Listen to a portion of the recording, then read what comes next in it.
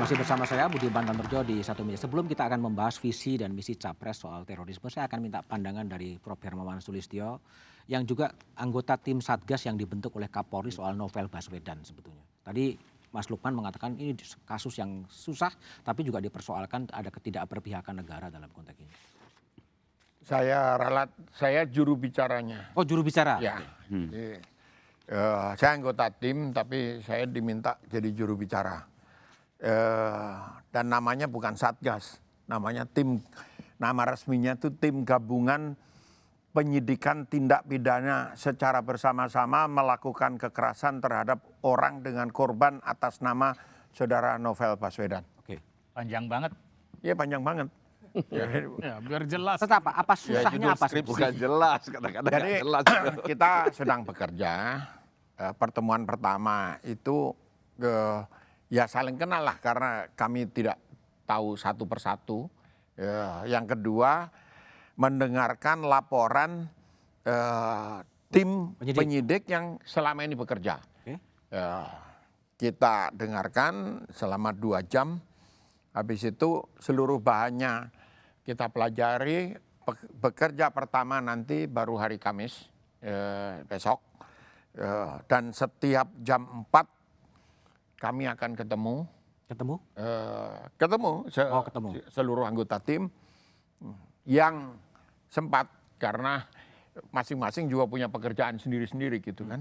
Nah, diberi waktu total 6 bulan untuk menyelesaikan kasus ini. Setelah 2 tahun ya?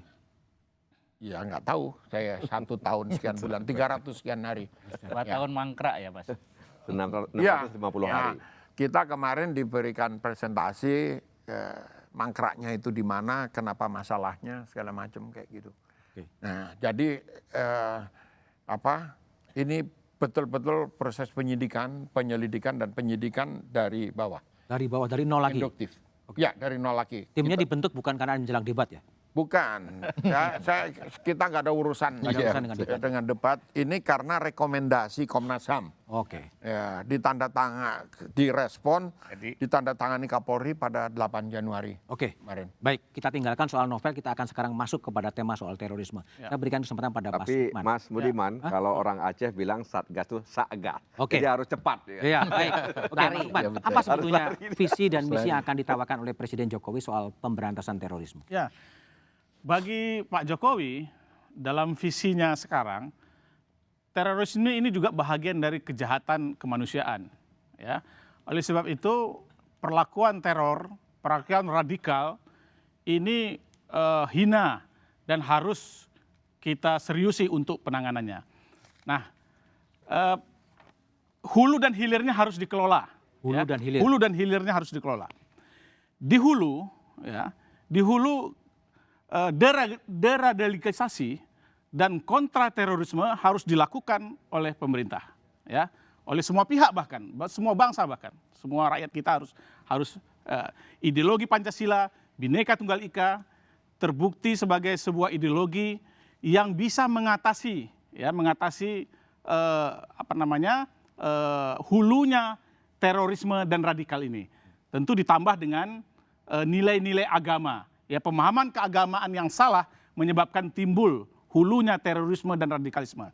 Di hilirnya penegakan hukum harus setegak-tegaknya. Ya, efektivitas kepolisian, ya, efektivitas kejaksaan, efektivitas intelijen, bahkan kalau tidak misalnya aparat hukum yang saya sebutkan tadi tidak mampu, boleh untuk meminta bantuan TNI untuk menangani terorisme dan radikalisme pada hilirnya. Oleh saya itu ini harus komprehensif. Tidak bisa kemudian hanya berdasarkan pendekatan keamanan dan ketertiban misalnya.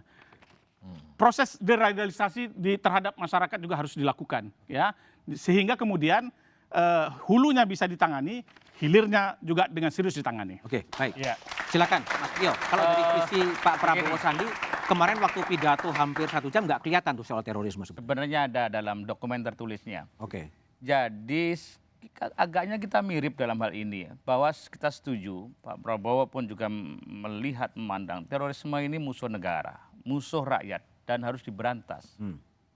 Harus diberantas. karena membahayakan sendi-sendi kehidupan bangsa negara kita. Tetapi, saya ulang tetapi, memberantas terorisme tidak harus dengan stigmatisasi. Menuduh kelompok tertentu belum-belum dijidatnya, wah ini adalah kelompok radikal yang harus diberangus. Sehingga kemudian dengan demikian kemudian alat-alat negara diperintahkan untuk memburu hal yang belum tentu. Memberantas terorisme tidak harus dengan tegas, keras dan alat negara memburunya. Tetapi tidak harus membarengurusnya dengan melanggar HAM. Ini yang kita wanti-wanti di awal. Jadi dengan demikian mengenai masalah-masalah ini, yang perlu kita gali seterusnya itu apa? Ialah question mark atau pertanyaan besar. Kenapa sampai terjadi semacam itu? Kenapa? Di antaranya yang sekarang coba mau kita telusuri adalah jangan-jangan ada yang salah dalam kita mengelola negara. Jangan-jangan itu semua berujung dari ketidakadilan yang bertumpuk-tumpuk dirasakan oleh sebagian masyarakat kita. Jangan-jangan mereka tidak mempunyai pintu masuk untuk menyampaikan pandangan-pandangan kegelisahan mereka sehingga tidak ada pilihan lain ke sana. Jangan-jangan mungkin sistem ekonomi kita yang timpang dan sistem sosial kita yang sekarang semakin redup terhadap nilai-nilai luhur itu juga menjadi hal itu.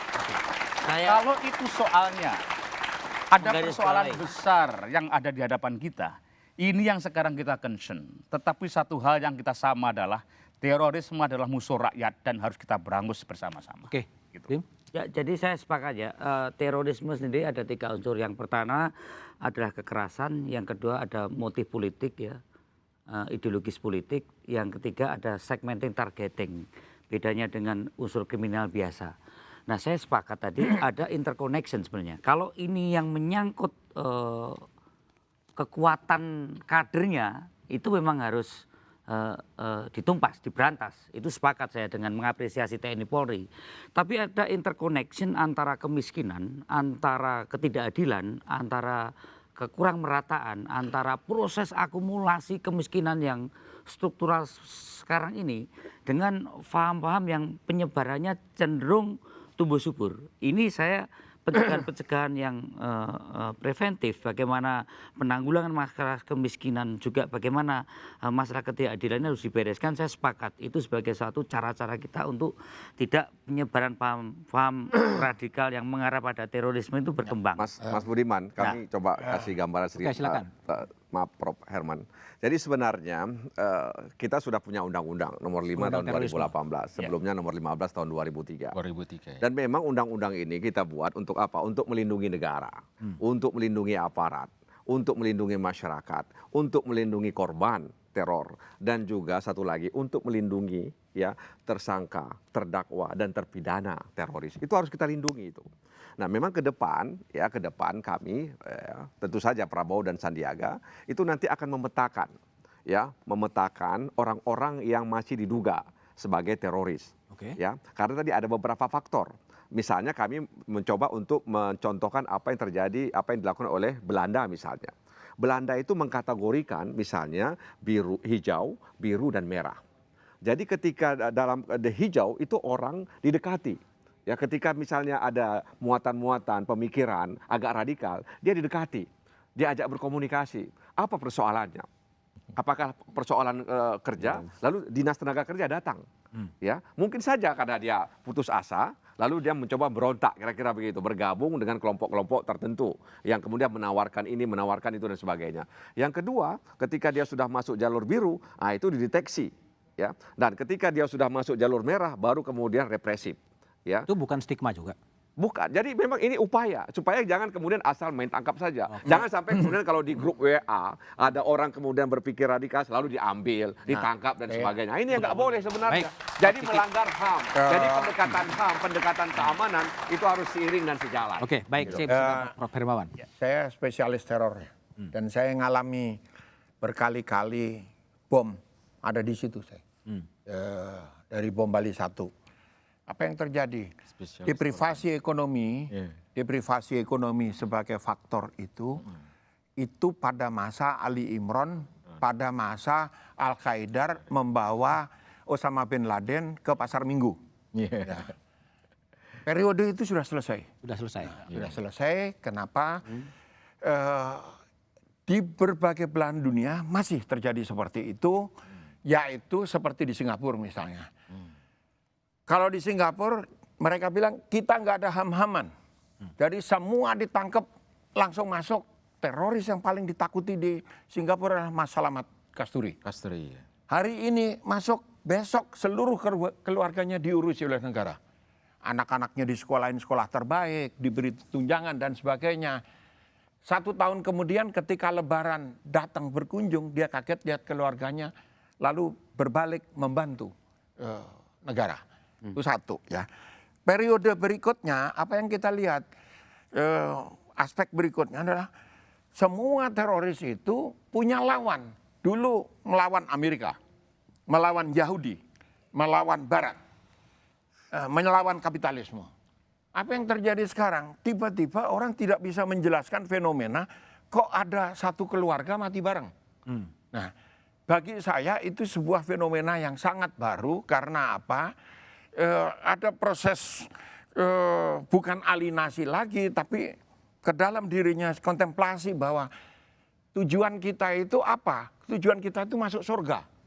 Nah, masuk surga itu hanya bisa dilakukan, hanya bisa terjadi kalau kita mati syahid. Dan mati syahid itu melalui instrumen, melalui medium togut. Wakil togut paling depan adalah polisi. Sehingga orang mau bunuh diri cukup satu pos polisi kecil. Tidak lagi nyerbu markas polisi, tidak perlu. Jadi nggak ada kaitan dengan ketidakadilan ekonomi dan lain sebagainya? Nggak ada. Enggak. Deprivasi ekonomi justru nggak ada lagi untuk Nggak ada lagi. pelaku Saya ini kasih contoh yang terakhir, bom Surabaya itu kelas menengah. Dan aneh, orang orang kaya dia, punya duit. punya duit itu 60 bom rakitan, bom rakitan. Itu TATP, semua bahannya TATP di dalam situ. Nah, satu tempat yang ada belasan bom di situ, masuk, keluar itu ke terorisnya, bawa golok, diserbu polisinya. Tidak ada cara lain, ditembak. Ditembak. Apa yang terjadi? Keluar, istrinya gendong anak, tembak kami, tembak kami. Kami mau masuk surga. Gitu. Nah, tidak mungkin polisi nembak, ditangkap, dibawa di dalam mobil.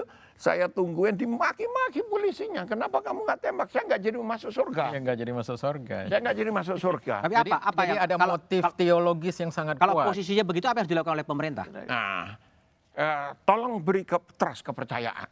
Dan itu akuntabilitas sama seperti prinsip diskresi di polisi adalah setiap polisi punya hak untuk mengambil keputusan sendiri setelah itu dipertanggungjawabkan. Nah, pada kasus itu sampai detik ini yang saya tahu itu terlacak. Kenapa? Itu dideteksi pakai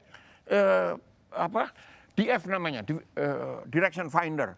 Jadi nggak mungkin meleset. Jaringan itu. Tapi itu kejadian atau bisa digeneralisasi motif teroris sekarang ini antara Iya, kemiskinan motif dengan kan ada 3 itu sebenarnya, Prof. Herman. Kan ada apa namanya, ada ideologi, ada motivasi dan ada kapasitas. Itu masih belum hilang semuanya. Ya. Tetapi ada fenomena baru yang tidak bisa dijelaskan dengan teori deprivasi ekonomi, dengan teori itu.